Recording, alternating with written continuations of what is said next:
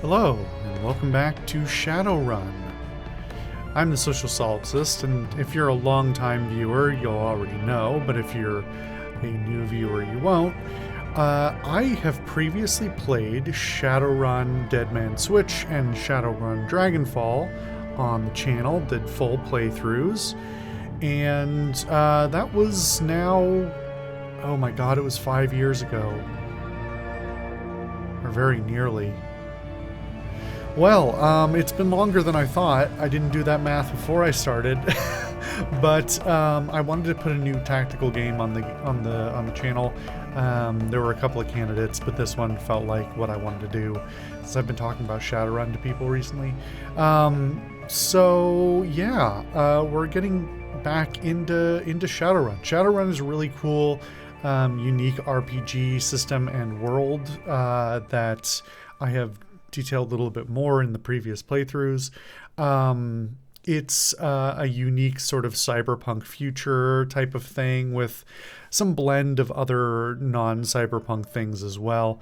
But a really interesting mix and world building stuff that I really enjoy.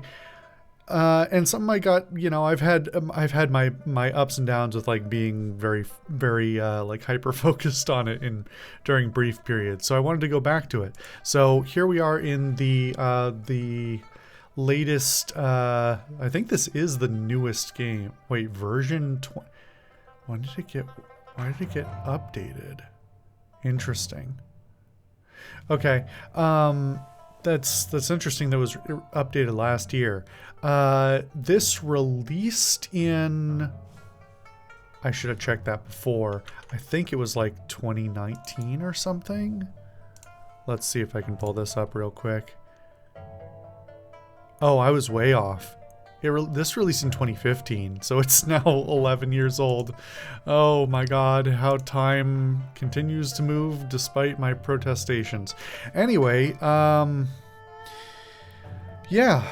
So, right when we loaded the game, it gave me a little bit of a warning about the extended edition to explain. I did actually complain during the whole first two games how the game did not signpost what you were getting yourself into in terms of DLCs and versions, because those games released multiple different times in multiple different forms.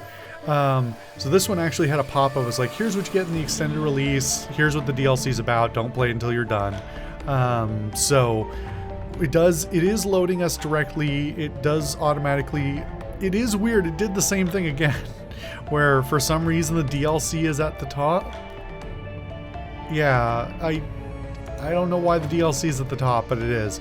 But at least they pre-selected the correct one. Yeah. So this, as I understand it, is yet another iteration of the same engine. So it's the same engine that's been upgraded. I think that might be what this means here. But as you saw if you watched the previous playthroughs, the first game had quite a lot of technical issues. It was, mostly just nuisances. And a lot of those were fixed, but not all of them, in the eventual standalone release of Dragonfall that we played.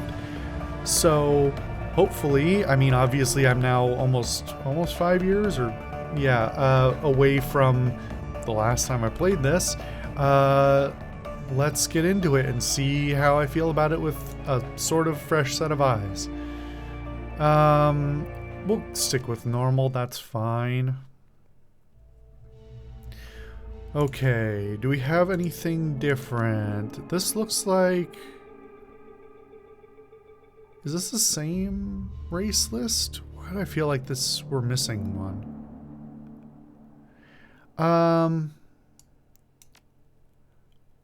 I kind of want to go make Alice again. That being my character from Dead Man's Switch and Dragonfall. Obviously, it's not the same character. This is a parallel reality or whatever. But I'm kind of attached at this point.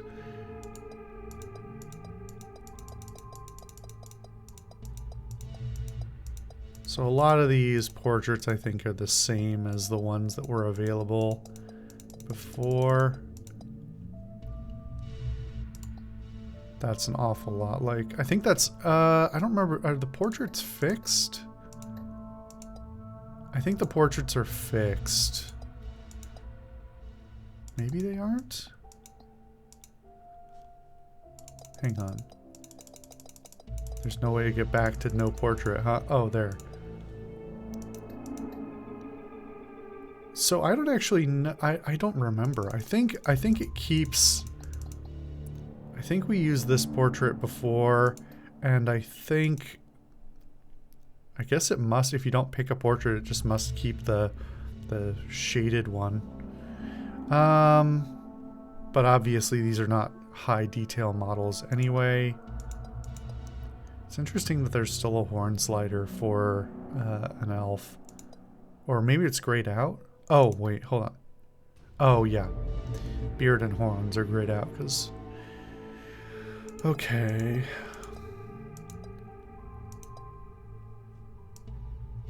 We could go for something a little bit different.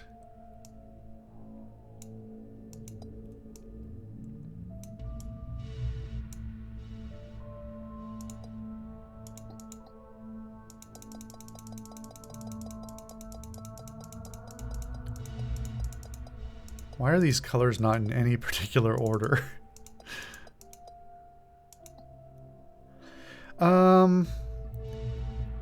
Let's just give Alice a new haircut. I don't, because I think this is different than the one we used before. Hang on, I'm actually gonna go check. Okay, from the looks of it, the hairstyles available may be different. This is also a completely, I was curious about the outfit, but it looks like the outfit is completely preset, because that's very different. Wow, these are some wacky hairstyles, some of these. Do you have is that iridescent, or do you have like a colored patch in your hair?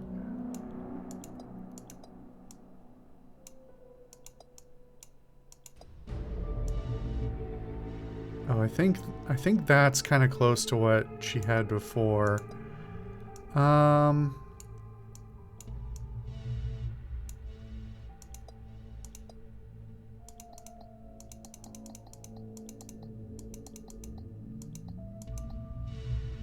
kind of like the long hair look. It's a little too smooth though. It's not. I don't know why I'm nitpicking the character creation when I'm barely gonna, you know, barely gonna get a good look. I actually, this one's drawing me. Let's go with the dreads. Maybe? Hold on. There's no other, no, we're not gonna switch anything else.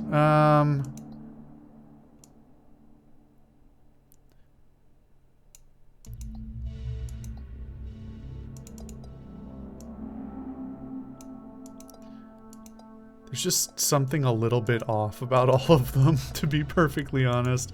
You know what? Let's go with this one. I kind of like the long over one eye hair look, even though it's, you know, clipping through my back here. No, I'm not sure anymore. What is this one? Like, what is going on here? It just looks like you have a growth.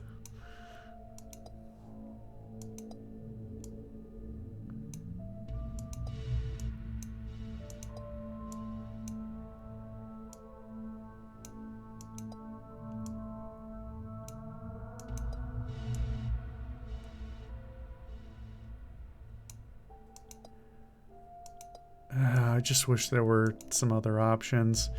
Darn. Alright.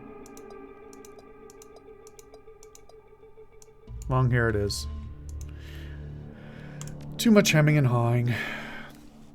Spend your karma. Karma represents the experience characters earn while running the shadows and achieving goals. Karma is used to improve attributes and skills. An attribute or skill rating can be increased by spending karma equal to the next increment of that rating. Thus, improving your body from 4 to 5% requires you to spend 5.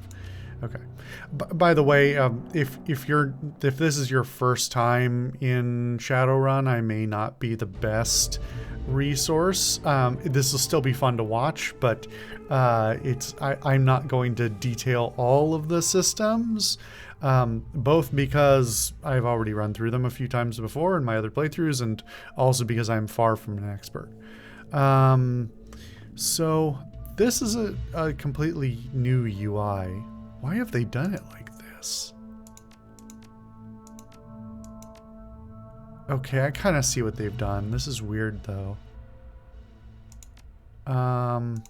Especially because they haven't explained anything about the classes. So I happen to know that Shaman, well, it does say there, but Shaman is built off charisma. But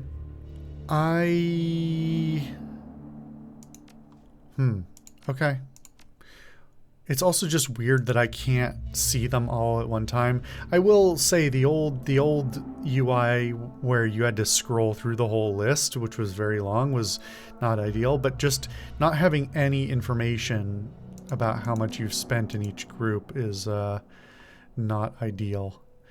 So I'm going to put most of my stats into charisma and quickness. Okay, so I get a new etiquette at 6. What are we at here? I can't actually tell. Only at 1? Because this is the cap. So... let's...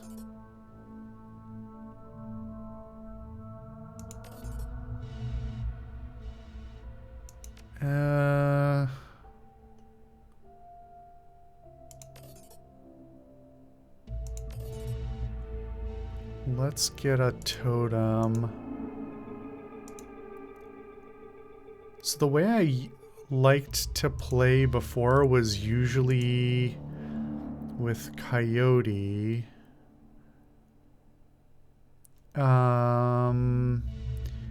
Obviously, I don't know what the team we're gonna get is gonna look like, but I'm okay kind of committing to that now. Let's take that out. We've already spent quite a chunk. So what did we have? Okay, so we have body 3, but no cyberware affinity.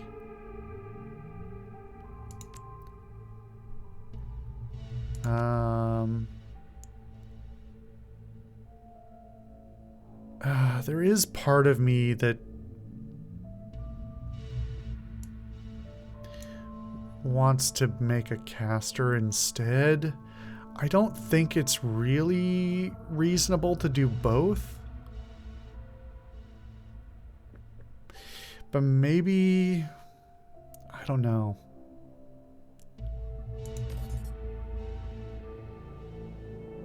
Killing hand dragon lines if available. Magic resistance. Mana fist.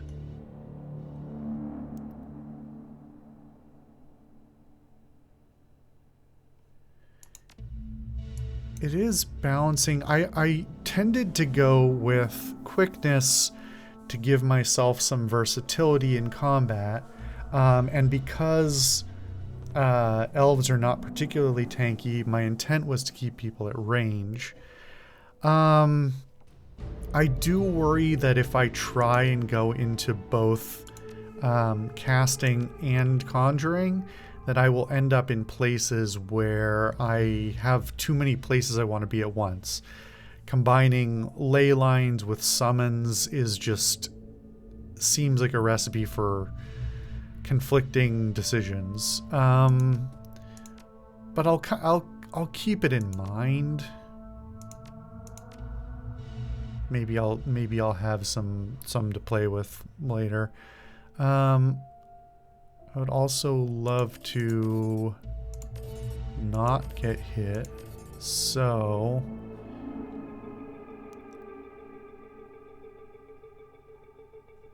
let's go rifle.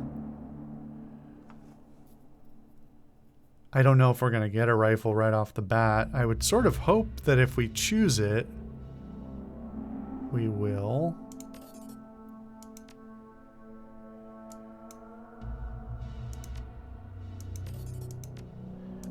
But I think we put into quickness just to maximize our spend right now. I can't buy down these, right? No, these are base stats. Okay. I think I'm pretty good with that. So basically, we've built up some conjuring and summoning right off the bat. I have my first totem, which is what I want. And then some ability to use guns. Obviously, you can still use the weapons without having skills, but it makes them harder for sure. Okay. So I get another etiquette. I don't know what... Oh, I can't back out of this. That's interesting. I don't know. I think I come pre-equipped with etiquettes based on already having 4 points before I even started. But I don't know what those were. Oh, or maybe it's letting me choose both. Okay. So, etiquettes allow you to have unique conversations and opportunities with certain types of people.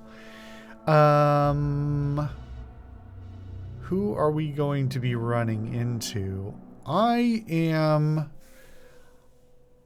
gonna go... I think I'm gonna go security... Well...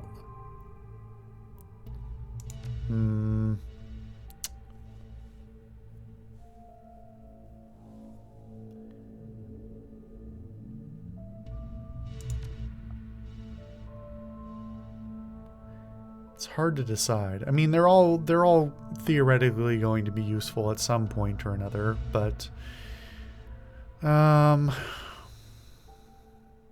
don't really want to talk to corporate people.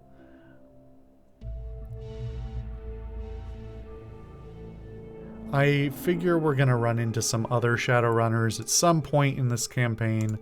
So, oh, this is different. This was actually something I complained about in the first game. Let me go check the footage for a second. But in the first game, I believe there was only a singular field, or in both the previous games, there was only a singular field for the entire name, and I complained about how that made it slightly stilted in the dialogue because people would refer to you by your full name even when it didn't really make sense. Also, I could never pick a street name before. I mean, I could, but it would replace my full name. So, hang on just a second. I want to check that. Yeah, previously it was just a single field. So this should be this is a nice quality of life. Presumably they use it so they can refer to you in various different ways, which feels very appropriate for an RPG like this. So I appreciate that change. Okay, so we are going to just recreate in a form or a version of the character I've been playing. So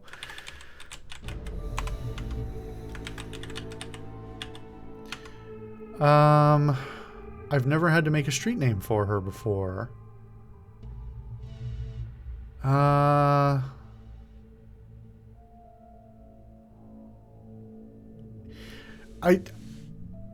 You know what? I shouldn't even second guess it, because a name came straight to my head, and I was like, that's not appropriate, but the fact that it's ringing in my head, I should just go with it.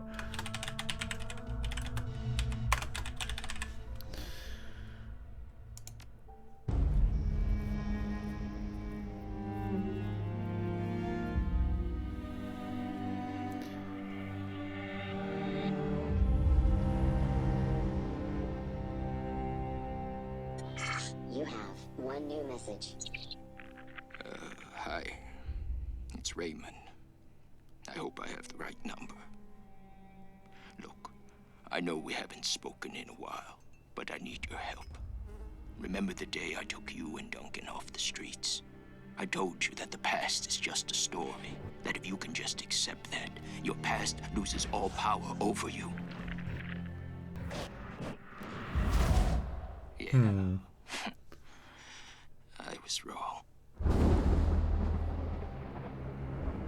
I'm on my way to Hong Kong now, to finish something I should have faced a long time ago. And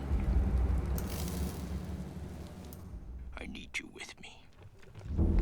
I know we're not blood, and we didn't leave things in a good place, but you and Duncan are the only real family I have. Please, if our past means anything to you, meet me in Hong Kong right away. I'll explain more when you get here. I'm begging you. So I take it that went well. I'm almost out of time.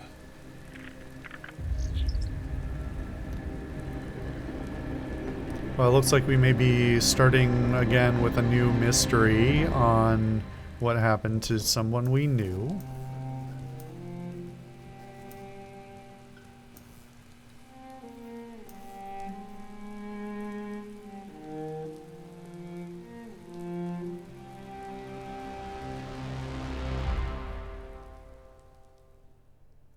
So then we have to wonder who that was and then who's Duncan.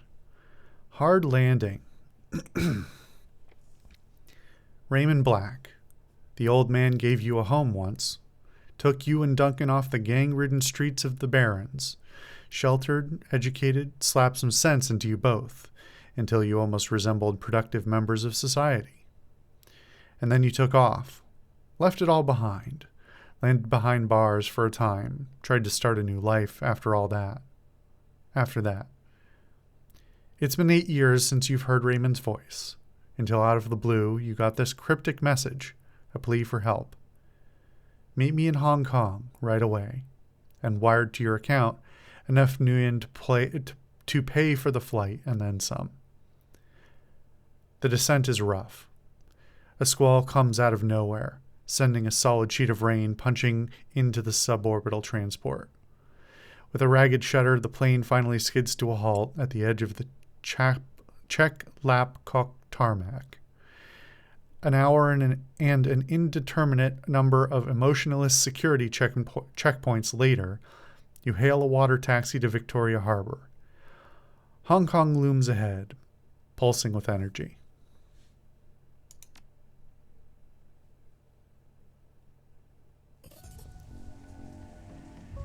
Alright, we're literally at the dock, okay?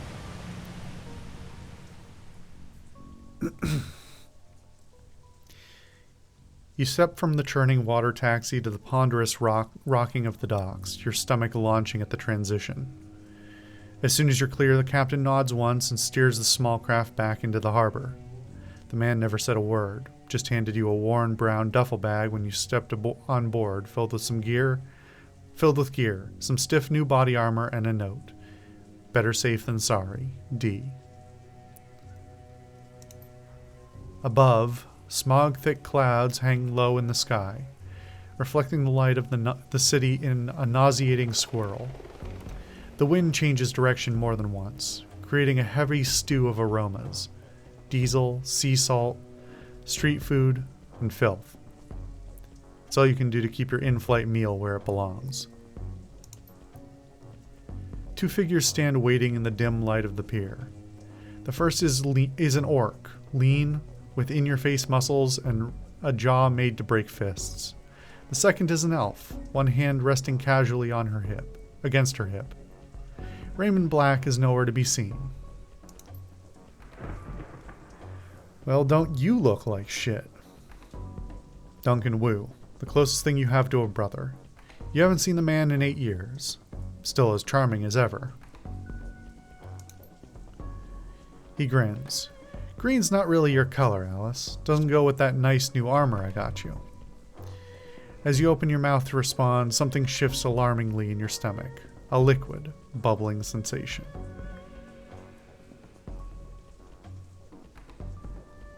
Huh. Okay, green? So my portrait has a green shirt, but I think he's referring to me being sick.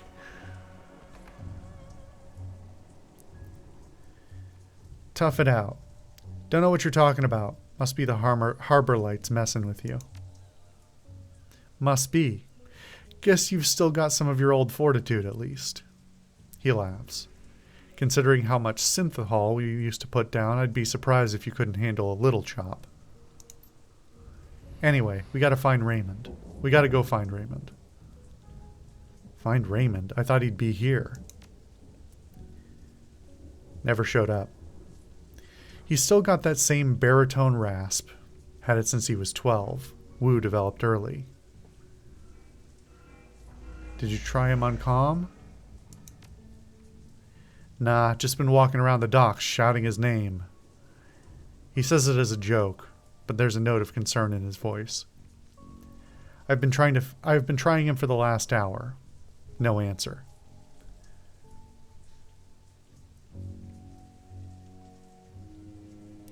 You seem kind of tense. You eating enough fiber? My colon's fine, thanks. Wu rubs his head. He's an old man and he's out there alone somewhere. Ray's a smart guy. He can take care of himself.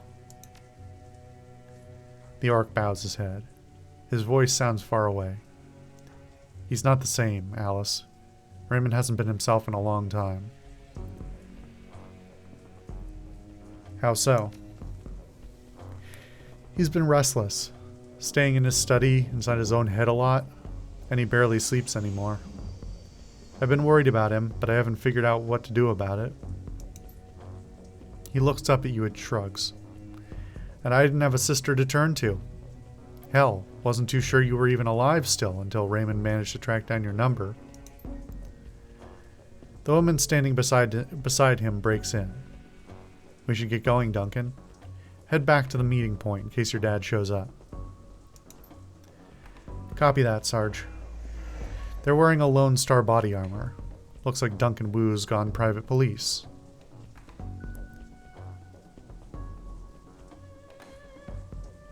Sarge? The woman taps her chest with an armored finger. Carter, Seattle Lone Star. I'm Duncan's partner. And superior officer. She grins. I let him carry my coffee for me sometimes, write my parking tickets, that kind of thing. I figured I could use some backup. Didn't know what Ray got himself into, and I wasn't sure you were going to show up. Of course I showed up. Yeah, well, I wasn't so sure, you know. He shakes his head. Hey, look, I'm glad you're here, Alice. Seriously. But I'm going to need some time to get used to having you around again. Been a while since I heard from you, you know what I mean? Memories of sleepless nights and lockup flash by. Wondering if you'd ever see Duncan or Raymond again. Wondering if you even wanted to. And then, stepping out into the daylight, suddenly free. The fallout of some obscure corporate restructuring. A few hundred new yen worth of apology from your former jailers, and a decision to start a new life, to leave the past behind. All of it. Until now. I know I've been out of touch. Wu stares at you, his goggles reflecting the harbor lights. You could say that, yeah. He scans the waterfront, frowning. Let's just find Raymond. He was supposed to meet us in the plaza on the other side of this pier. The sooner we find him, the sooner you can have a big happy family reunion over dinner. And the sooner I can find a place to get a drink around here. Damn right. Ma'am, I'm trying not to comment on it, but I have to say something. Did you have a bad day? Because your bangs are jacked.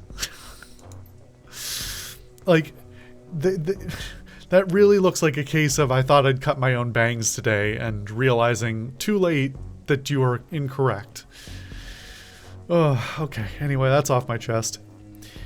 Ahead of you, Hong Kong rises serpent-like from the sea. Government and megacorp coiled together, writhing in their basket of institutionalized corruption.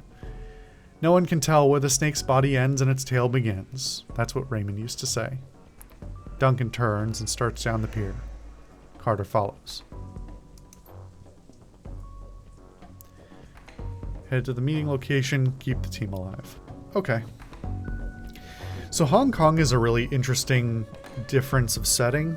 Obviously, this is in the future, and it's a different timeline relative to ours. But Hong Kong is a fascinating place to begin with. I've actually talked about it before on the show in the context of a couple of movies that we've watched. I think maybe even another game. And it is a strange entity, both as like politically, economically, and geographically. Its history, even just in the last 100 years, is jam-packed full of weirdness. And it does absolutely feel like one of those places that would be ripe for the kind of corporate entanglements that, Shadowrun really loves. I don't really know what kind of... I don't really know... I don't know... I know a little bit of lore about Shadowrun. I am never going to profess to being any sort of expert on the subject, and I probably won't be, because it's not... It's a setting with a lot of holes, and one that's not particularly popular either, so there isn't a lot of reason to... for them to develop a lot of additional new source books and lore and stuff. Although obviously it's a long running series. It's just that the most recent, I believe version 6, 6th Age or whatever they call it, came out in like 2014 or something like that. And so they've rewritten lore a lot. I don't know what corporations we're looking at here. Obviously, it's kind of interesting to see Lone Star here, but that's the level of sort of like internationalism we're talking about in this setting. But I think we should get a move on. Look around real quick. Okay. Got to remember the controls. It is interesting they have given me no instructions on the controls as well. What were the... I'm trying to remember. Oh, it's Alt. Okay. Alt lets me see the things. So, fresh construction is expanding the harbor out into the water. Corporate interests, that was extremely brief. Okay. Well... Oh, it just shows my nickname here now. Okay. And we don't have... Okay, I do have keyboard camera control. Otherwise, I gotta use the edge scrolling.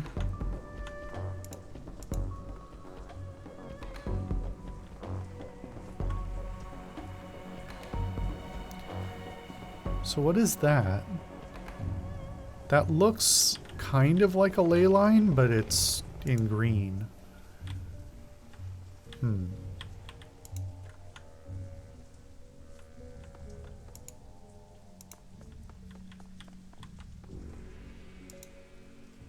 Yeah, very weird to have absolutely no instruction on how to play, but that's okay. The guard shack at the end of the pier is dark and empty. Duncan gives the gate a push, but it doesn't budge. Huh. Well, that was open earlier. Duncan frowns. Looks pretty solid.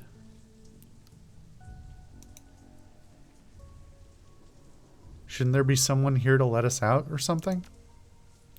Yeah, smells a little funny, don't it? Carter shrugs. Who knows? It's Hong Kong. Not exactly sure how things work around here. Okay, so are they both from out of town? I thought it kind of sounded like Duncan lived around here, but maybe not. Come on, rookie. We can cut through the construction site. I hate it when you call me that.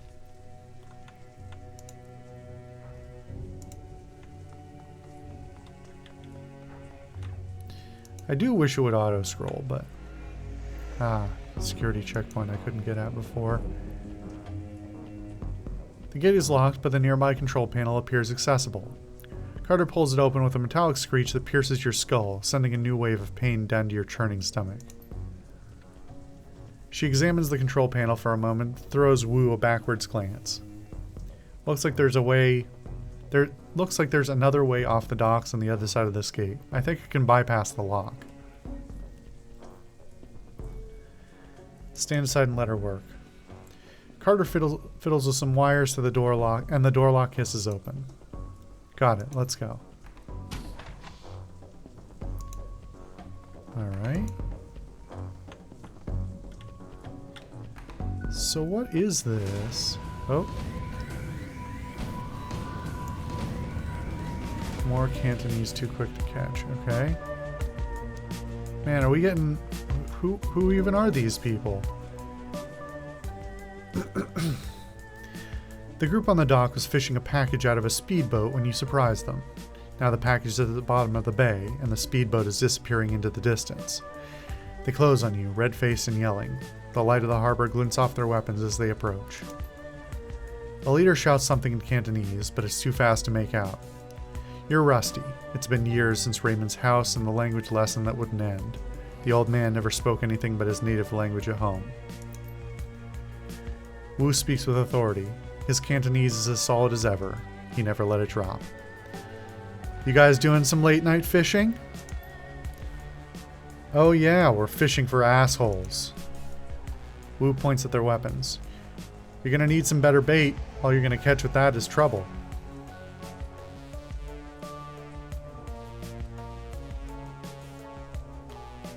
Seriously, did they teach you that at a rent-a-cop school? He turns to you with a smile starting on his face. Then he thinks better of it, turns back to the smugglers. Wu flashes his badge.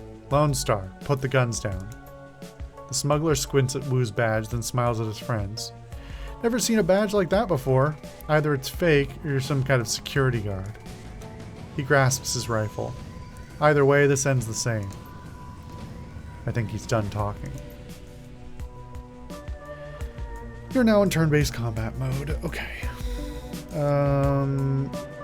already know that. Alright. So, let's see here. What is this?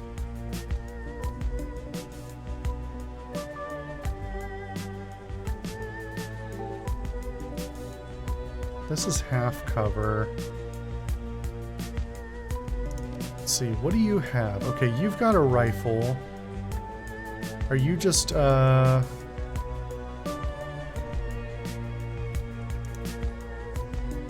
Oh, and you're a caster. Okay. Do you have a gun? You just have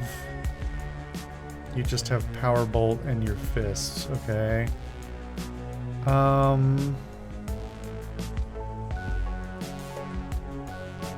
You have 2 AP.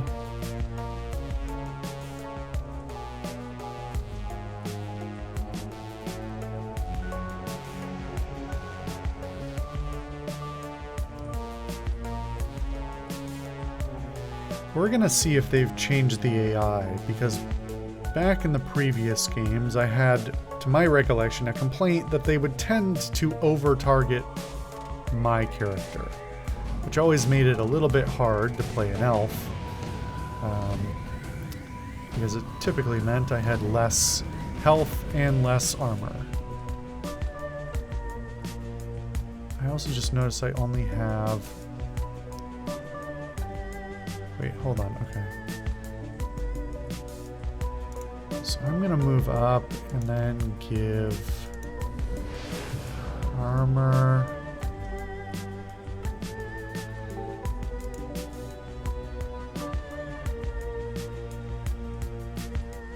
Oh, they did give me a rifle. Okay. So in addition to acid bolt,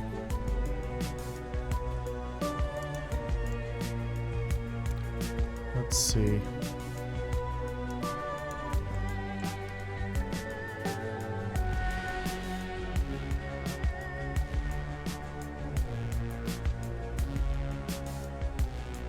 All right. Not too bad. Where do we have... This is all half cover. Oh, that's not even half cover. Okay.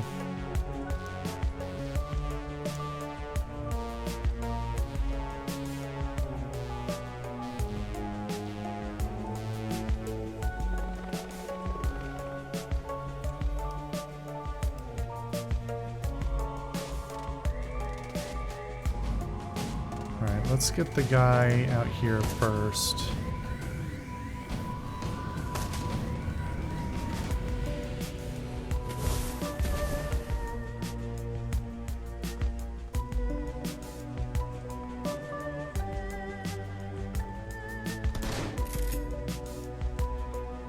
That's interesting behavior. So I'm better with my gun than he is with his, which is kind of funny. Okay. Oh no, never mind. I just didn't have the AP for it. We're actually... Well, at least we have equal skills. So... I assume...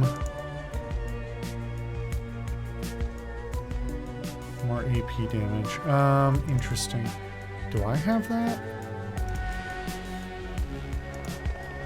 No. So he has some martial skills as well, it would seem.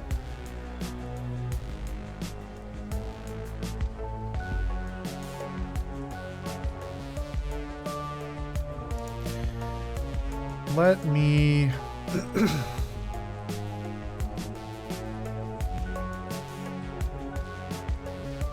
I wish I knew what this is. But I am going to haste myself, which spends 1 to get 1. And then in future rounds we'll have some extra AP.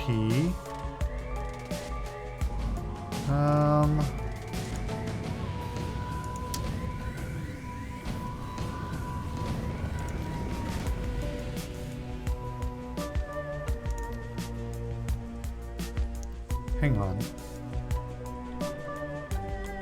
Oh, right. Okay. Increases accuracy does not increase. So the accuracy is already high, so I don't really need to worry about that. I think we're going to focus on the mage. Nice. Okay.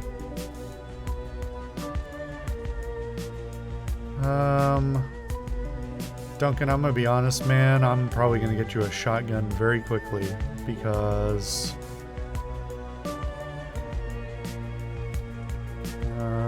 let's see.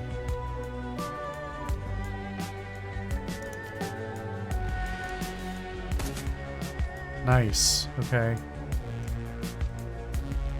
Maybe I should give him the AP punch. Let's see.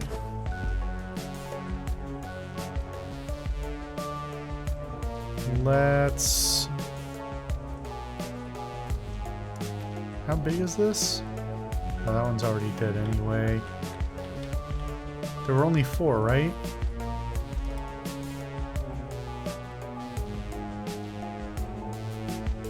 How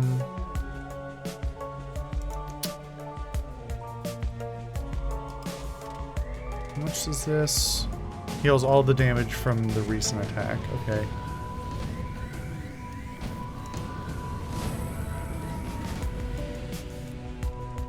I assume it's going to be fairly forgiving with us in the beginning here, especially since it's not explaining a single thing.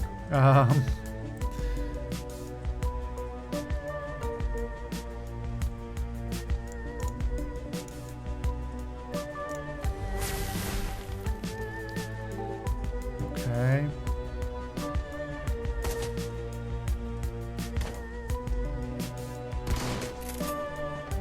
Did you just kill your own guy?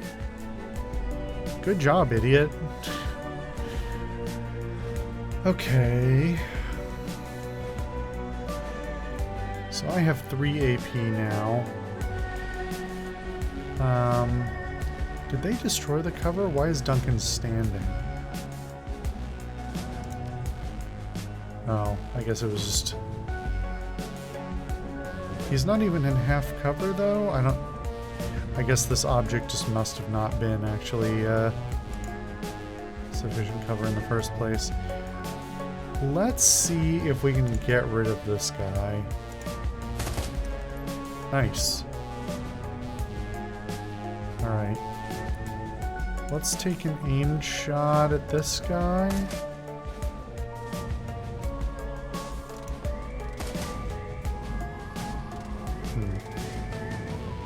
I actually don't remember super well how the cover system works, so that half damage confused me for a second, but then the second shot didn't take half damage, so I think it's just a roll of the dice. But it's been years now.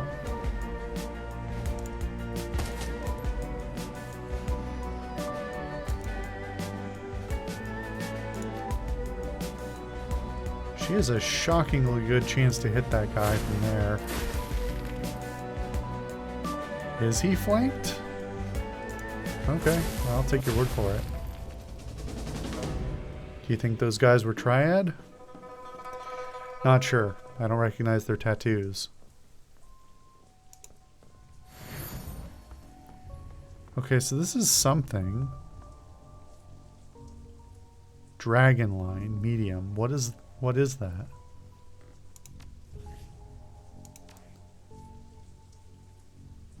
I don't actually know where I can look at that information.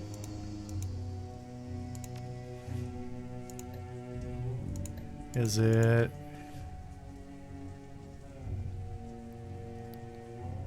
Is it giving me armor?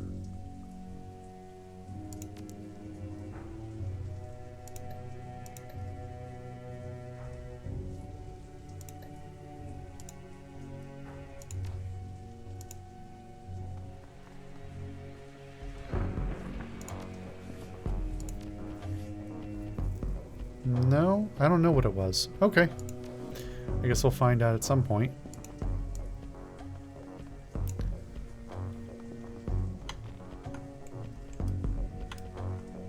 Forgot I can right click and drag. Okay.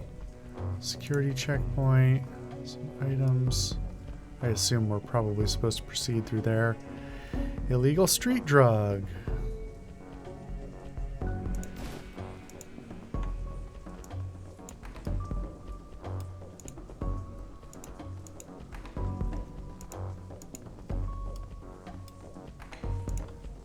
Alright, seems like that's the end of that.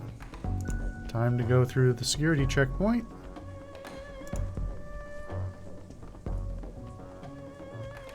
Another gate panel. This one's been vandalized and busted up good. A real nightmare of a repair job. Wu stares at the fence, considering. Loops and whirls of razor wire glitter in the lamplight.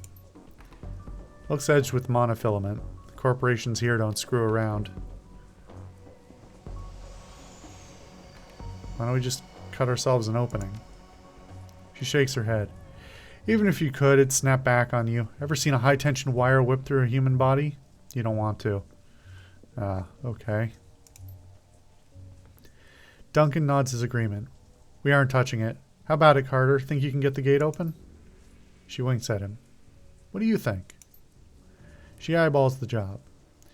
It'll take me a few minutes, though. You know, now that I look at it again, I'm actually not sure whether she has bangs or not. Her hair may be slicked back, actually. It's just an awkward look.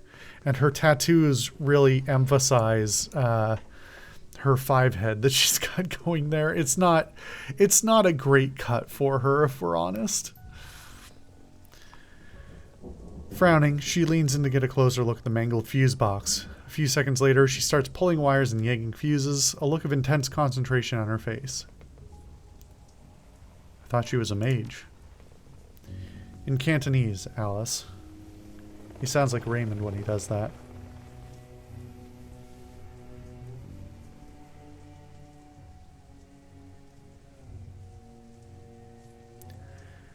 Do I want to sass him? It keeps giving me opportunities to sass him, but I don't think I really want to.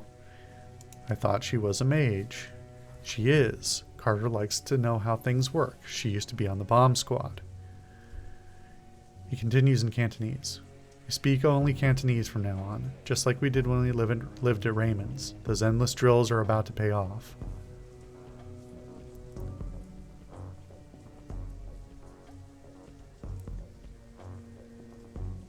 Does she know Cantonese?